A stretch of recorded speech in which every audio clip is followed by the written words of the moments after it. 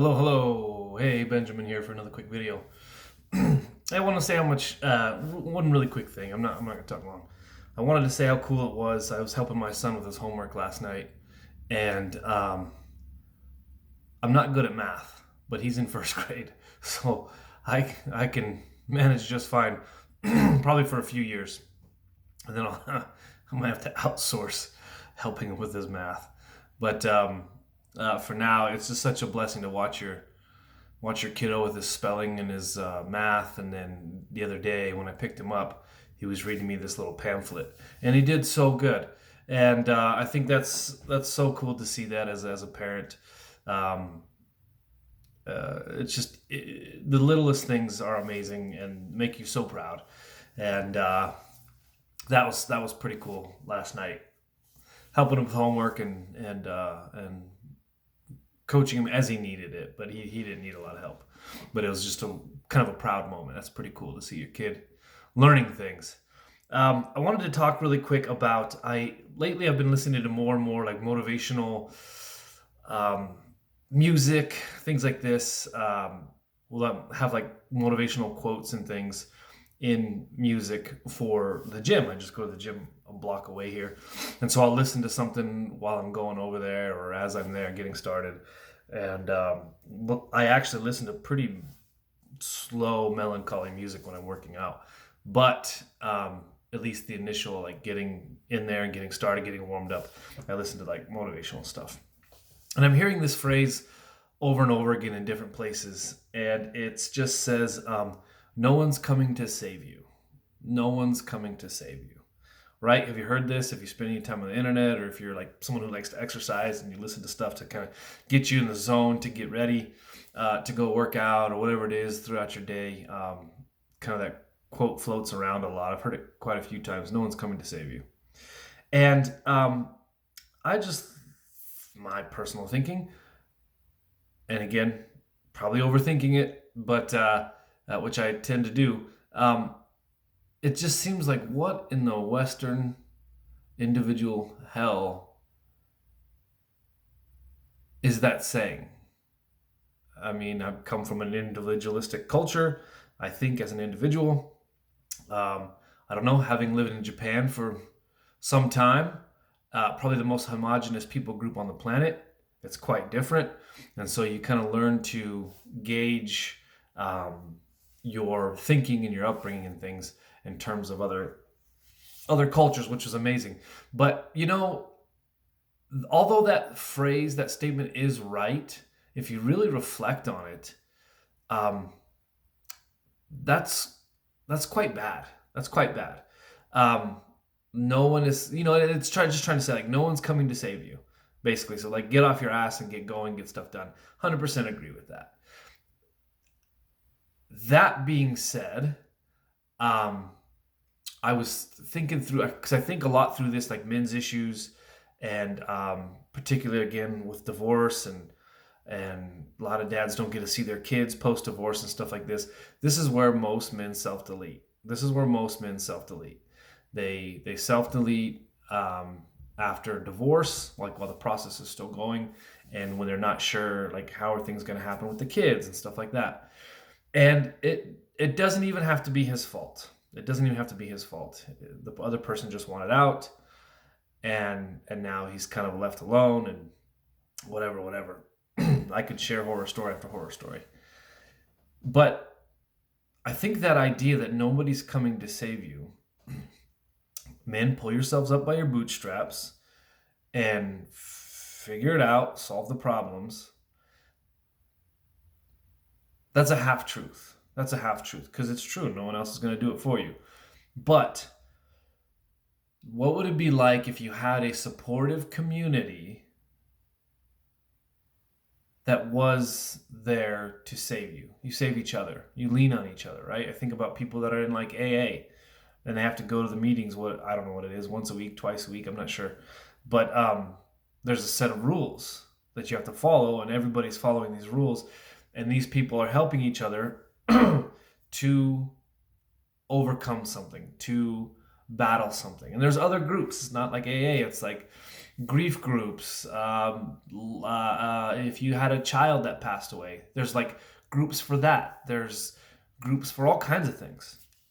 And I think it's a shame, kind of in our culture, that the groups have to be for when something went really bad or really, really south. Divorce groups, somebody passed away group, a child passed away, grieving groups. Excuse me. But you get what I'm saying. And so I think something that I have learned partly living overseas, and at least to me, and maybe it's because I was a foreigner, people were very kind. And it was very supportive community. And the community that I'm in now is, which I've only been there not quite a year yet, but it's very supportive. And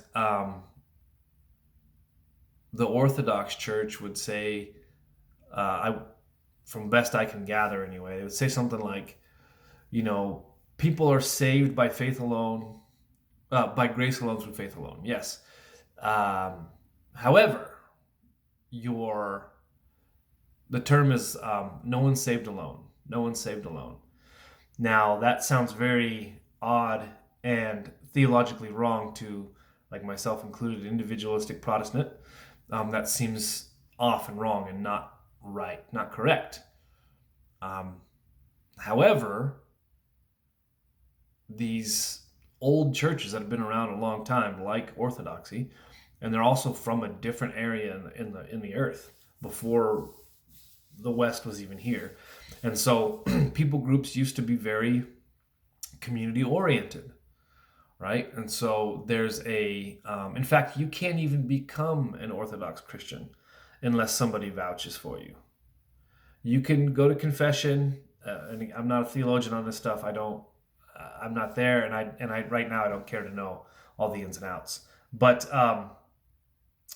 you can still be saved, and you can be a Christian, but to things like take the communion and go to confession, things like this, if I'm not mistaken anyway, somebody has to vouch for you. So somebody in that community has to know you well enough that they're willing to not vouch for you necessarily, but watch over you, be a parent to you. They call them godparents, right? I was talking to my dad about this. It's a thing in the Catholic Church as well. My dad, partly for a time, grew up Catholic. In Spanish, they call them ninos and ninas, like your grandfather, your godfather, godmother type thing. So they are watching over you, and then they are watching over your children. And so it's this big group, community-centered, community-oriented, let's say, belief system. On Sunday, my son and I, we go to church like we do every Sunday, and I pick him up, and then I take him to church, and we just catch the tail end there. But oftentimes the after church, they call it the coffee hour, but it ends up being like coffee 3 hours. And everybody sits around and drinks coffee and eats snacks and talks about things, and the kids are off playing while the adults talking. It's fantastic. And I haven't really experienced much like that in the Protestant church. And then after all that, we went to a baptism, and then after that, we went to a big party. We were literally with this family, this church family, as it were, until bedtime. And I'm so glad that my son gets to experience that. And it's definitely different than other types of churches. And so what I'm trying to say is, no one's coming to save you. I think we should run like our hair's on fire away from that. It's true. No one's going to get you to the gym to get you in shape. No one's going to, I'm starting school here pretty quick. It's like, no one's going to get my ass in gear to go start studying this stuff. It's true. I have to do that. Nobody's going to, I don't know. I got a few things on the truck I got to look at and fix. No one's going to do that for me. Like, that's my job. I'm going to do that, right? I do that. But you get what I'm saying. There are some things that just, it's not up to you. It shouldn't be just up to you. You remember when neighbors were a thing? The whole, like, nobody's coming to save you, I think is wrong, man. Remember when you knew your neighbors? I do. the people across the way here, an old couple right across the way here, best people on the planet. Their children live right across the street. They're fantastic. This whole block here is all family and friends where I live, and it's fantastic. It's a real godsend. And so anyway, when you hear that stuff and the motivation, if you listen to that kind of stuff, yeah, rah, no one's coming to save me, I got to do it. It's like, on what planet is that okay? On what planet is that okay? Even the most introverted among us, you need at least one or two people to lean on, man. And I don't know. That's just a thought. Does anybody have any thoughts on that? Like, I've had times where I haven't had community, and I suffered for it. And now I have more community than I've had in many years. And it just seems to be, how did I ever go without this? You know, and not just this church community, but the exercise community that I'm in, things like that. It's amazing. And so, especially for men, this male loneliness epidemic in the West is a real thing, man. It's a real thing. It's taking men out. It's taking them out.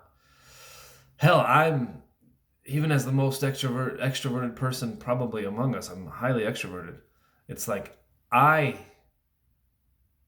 am having a hard time finding community sometimes, and people to be close knit with, and it's easy for me to make friends. Like, I can't imagine what it's like for a lot of other people. So all that to say, no man is an island. No man is an island unto themselves. I would say even especially guys. You need the community. No one is coming to save you. That's true. But it's a half-truth.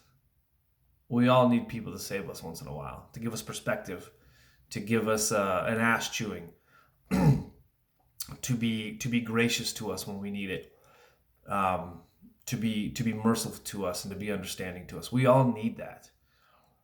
And I think to think that it's normal, especially this male loneliness epidemic, because men aren't getting married anymore, they're not having kids, they're stuck on the internet, way too much screen time, so on and so forth. And so the community ends up becoming the internet, right? And well, the truth is we're just there in front of a screen. Like, this is a non-negotiable. It's a non-negotiable for community. So just be careful of that when you hear that stuff. Oh, no one's coming to save you. Get your ass out there, blah, blah, blah. Yeah, it's true. But honestly, you should have people there to save you and to help you and to assist you and you get it. And then you provide it in return, right? So, I don't know, maybe just start by getting to know our neighbors. I don't know. That's a thought for the day.